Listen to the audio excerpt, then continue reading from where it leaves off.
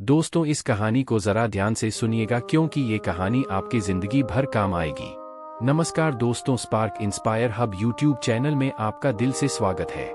इस वीडियो में हम आपको ऐसी मोटिवेशनल स्टोरीज के बारे में बताएंगे जिन्हें सुनकर आपके अंदर उत्साह बढ़ जाएगा और आप अपने लक्ष्यों को प्राप्त करने के लिए और भी मोटिवेट हो जाएंगे। एक गांव में एक धीरज नाम का लड़का था। वह पढ़ने में काफी अच्छा विद्यार्थी था। उसने देश के सबसे अच्छे इंजीनियरिंग कॉलेज से इंजीनियरिंग की थी। उसका प्लेसमेंट भी अच्छे कंपनी में हुआ।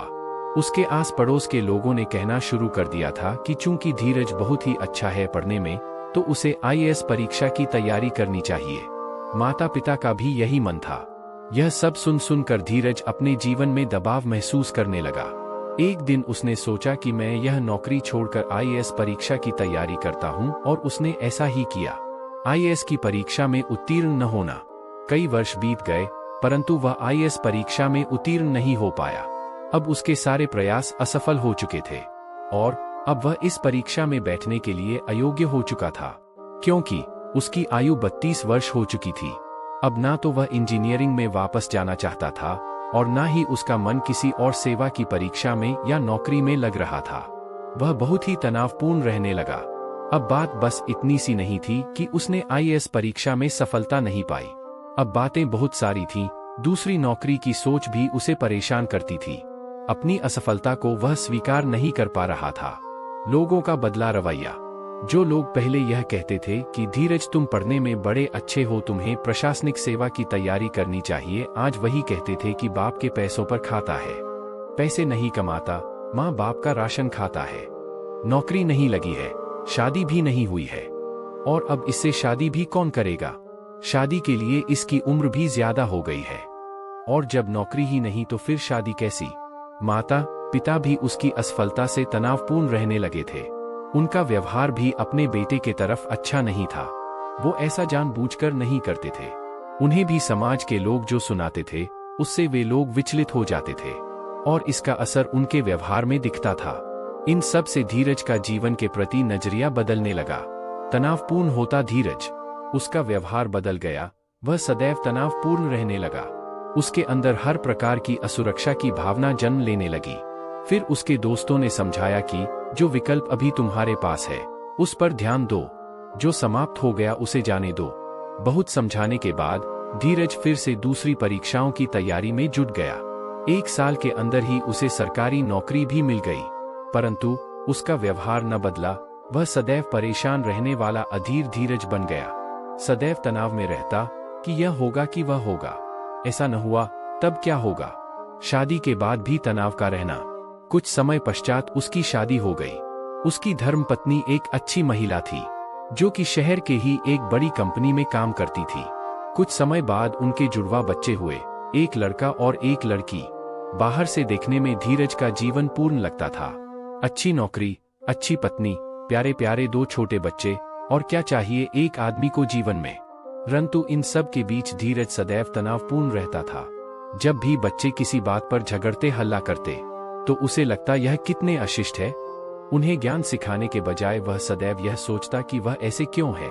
पत्नी को भी बुरा समझना। जब उसकी पत्नी उसे समझाती हुई कहती कि बच्चे हैं, झगड़ा हल्ला तो करेंगे ही, तब उसे लगता कि उसकी पत्नी कितनी कामचोर है। वह बच्चों को संभालने के बजाय मुझे यह ज्ञान दे रही है। जब कभी उसकी पत्नी अपने दफ्तर से देर से घर आती और कहती कि आज का खाना बाहर से मंगवा लेते हैं, तो वह सोचता यह कैसी है, अपनी जिम्मेदारी नहीं उठाती है, बस बाहर घूमना इसे अच्छा लगता है। पर वह कभी नहीं सोचता कि उसकी पत्नी हर दिन अपने दफ्तर के साथ घर का सारा काम, बूढ़े सास ससुर और बच्चों को भी संभालती है। अच्छी बातों को वह देख नहीं पाता था। बुरी बातों और समस्याओं से सदा तनाव में रहता था। हर कुछ में सिर्फ गलती देखना। उसे सब में गलतियां दिखती थी। वर्षा ऋतु के समय पानी की बूंदों से दुखी होता, परंतु हरियाली नहीं देख पाता था। ठंड के समय प्रकृति को ठंड के लिए कोसता, परंतु मीठी धूप को नहीं सराहता। उसकी इस प्रवृत्ति के चलते उसे प्रकृति और नियति में भी कमियां दिखना शुरू कर दिया। धीरज की घर छोड़ने की चाह। सदैव तनावपूर्ण रहता हुआ उसने एक दिन सोचा कि मैं इन सब को छोड़कर कहीं दूर चला जाता हूं, तभी मुझे तनाव से मुक्ति मिलेगी। यही सब सोचता हुआ वह अपने दफ्तर से घर की ओर आने के लिए गाड़ी में बैठ गया। गाड़ी में बैठकर जाने लगा तो उसने देखा कि शहर में एक बड़े से साधु बाबा आए हैं। उनका नाम उसने पहले भी सुना था और उनमें विश्वास भी रखता था। उसने ड्राइवर से कहा कि ड्राइवर, यह गाड़ी तुम शिविर में ले चलो, मैं साधु बाबा से अभी मिलूंगा।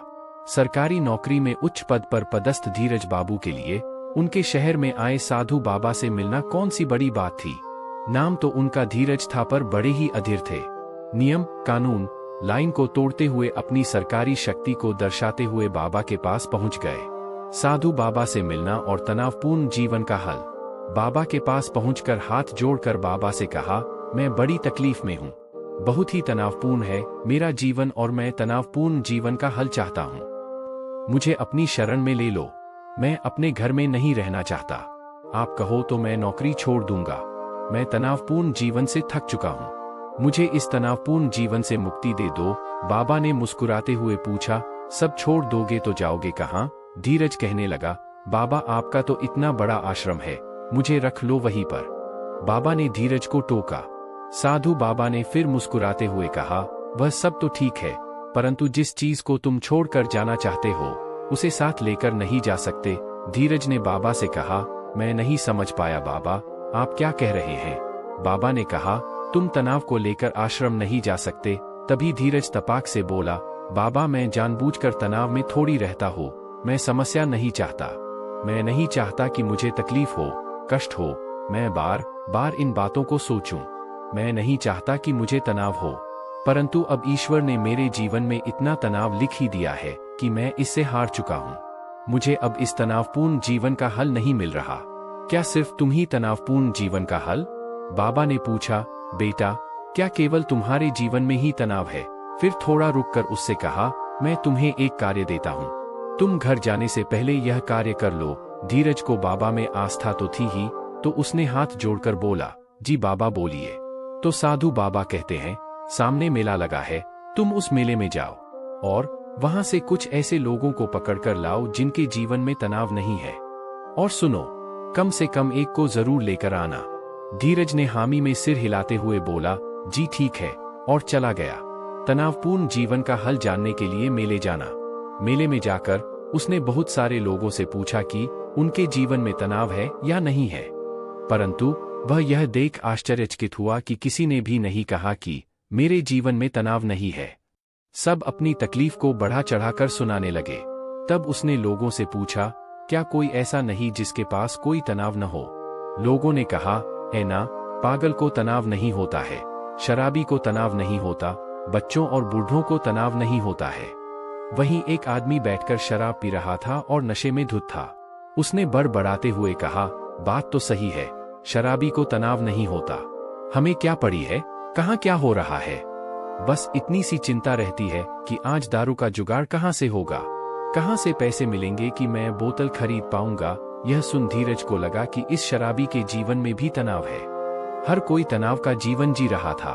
तभी वहां बैठा बूढ़ा हंसने लगा और बोला, हाँ शराबी का जीवन अच्छा है, उसे तो सिर्फ इस बात की चिंता है कि दारू की बोतल कहाँ से मिलेगी। हम बूढ़ों से पूछो, इस उम्र में हाथ पांव तो चलते नहीं है, खाना क्या खाएंगे उसकी भी चिंता रहती है। उसकी बात खत्म भी नहीं हुई थी कि वहां पर एक पागल हल्ला करता हुआ आया।